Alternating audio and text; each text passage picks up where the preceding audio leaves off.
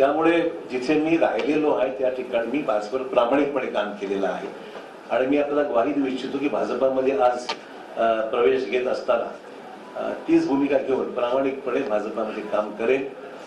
पक्षालाही कसं ताकद मिळेल, आगामी निवडणुकीमध्ये यश जास्तीत जास्त जागेवर महाराष्ट्रामध्ये देशातले मिळेलच, पण महाराष्ट्रामध्ये सुद्धा कशा पद्धतीने अधिकच्या जागा या भारतीय जनता पक्षाला मिळू शकतील या बाबतीमध्ये निश्चित माझ्याकडून जो माझा अनुभव आहे, जो प्रयत्न आहे, तो निश्चित माझ्याकडून होणार आहे. हे राजकारण हे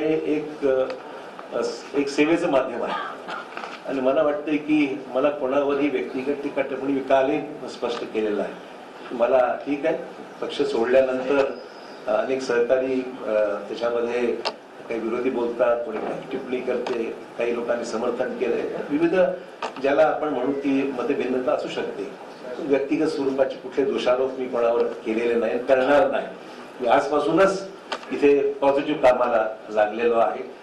मला बावनकुळेजींनी आताच पावती दिलेली आहे पक्ष प्रवेशाची आणि त्यांना मी पैसे देऊन सुद्धा म्हणजे उगाच ठेवलेलं नाही. जी काही फीज आहे ती त्यांना मी पक्ष प्रवेशाची त्या ठिकाणी दिलेली आहे. आपल्याला माहिती की प्रधानमंत्र्यांनी सबका साथ सबका विकास हे ब्रीदवाक्य घेऊन या देशामध्ये अनेक महत्वपूर्ण पैलू विकासाच्या संदर्भातले देशाभरात आपण पाहतोय की मोठ्या प्रमाणावर जे इम्प्रेस आम्ही झालेलो आहोत. आम्ही म्हणजे मला सांगायला हरकत नाही, आम्ही विरोधी पक्षात असताना सुद्धा कधीही व्यक्तिगत स्वरूपाचे दोषारोप कधी केले मी तरी कोणावर केले नाही. आणि जे चांगलं काम झालं, आमच्या काळात जे चांगलं काम झालं त्याची प्रशंसा देवेंद्र भाऊंनी वेळोवेळी केली. आम्ही सुद्धा त्यांच्या विद्यमान सरकारमध्ये जे चांगलं काम होत आहे त्याची प्रशंसा आम्ही सुद्धा केलेली आहे. कधी वेळेवर आमच्यावर टीका होते की तुम्ही फार माइल्ड आहात, तुम्ही काही टीका विरोधी पक्षावर करत नाही किंवा सत्ताधारी पक्षावर करत नाही.